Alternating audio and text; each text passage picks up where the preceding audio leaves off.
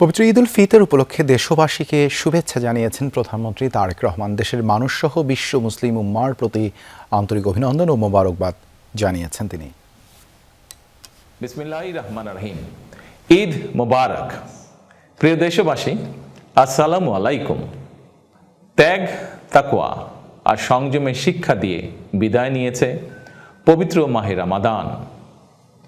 মাসব্যাপী সিয়াম সাধনার পর মুসলিম উম্মার বিশ্বজনীন ঐক্য, সংহতি, সহমর্মিতা এবং অনাবিল আনন্দের বার্তা নিয়ে এলো পবিত্র ঈদ উল ফিতর।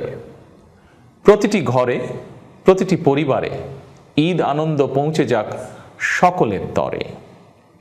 আসুন আমরা রমাদানের আদর্শে উদ্বুদ্ধ হয়ে একে অপরের সঙ্গে পবিত্র ঈদ আনন্দ ভাগাভাগি করে নেই। ঈদ উল ফিতর উপলক্ষে আমি প্রিয় দেশবাসীকে জানাই পবিত্র ঈদ উল ফিতরের শুভেচ্ছা। বাংলাদেশ সহ বিশ্ব মুসলিম উম্মার প্রতি জানাই আন্তরিক অভিনন্দন ও মোবারকবাদ। ঈদ মোবারক। আল্লাহ হাফেজ।